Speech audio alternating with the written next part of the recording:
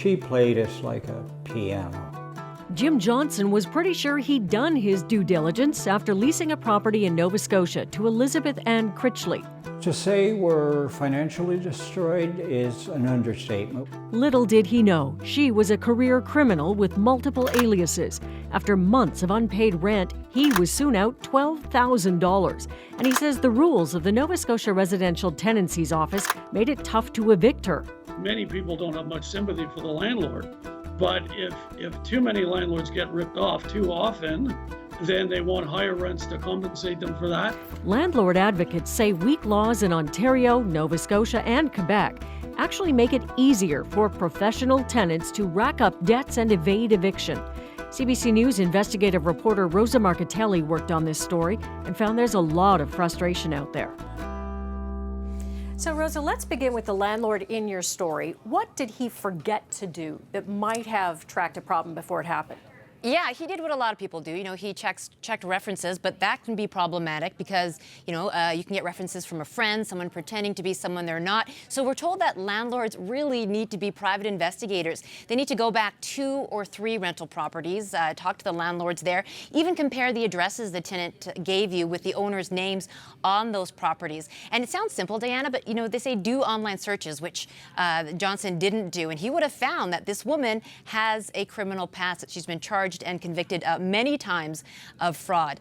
We also found that some landlords groups are starting up private social media groups kind of to check with each other when they're looking into a place to rent out. And that seems to work really well in smaller communities. So in this case, Jim Johnson checked those references, but he didn't do all that extra stuff. So this woman that we've named, we don't typically put someone on the air and call them a professional scammer unless we strongly believe they are one. So how did you look into her?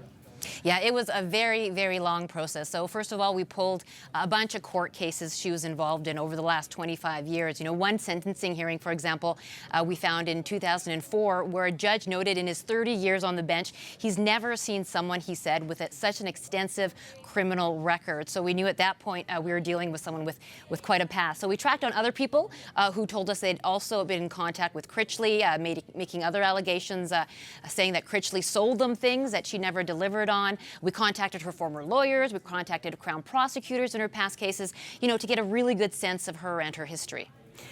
Did you have a chance to talk to her? Not at first. She was a very tricky person to track down. We were able to find 4 different phone numbers for her, for example. All of them were out of service. Again, we contacted people we knew that were her former lawyers. We tried reaching out to her through them. One lawyer called us back to say his contact information was out of service, even though he still was technically her lawyer. We tried, the old-fashioned phone book, called everyone in Nova Scotia with the Critchley last name and with one of her other aliases, Drake. We called everyone in Nova Scotia with that last name. No luck. Tried social media. There's a long, long list. And did she ever reach out to you? Well, it turns out that she ended up seeing our story, and she contacted us very recently, and she tells us there are 2 sides to every story, she says. She denies taking loans from Jim Johnson, the man in our story, and failing to pay them back.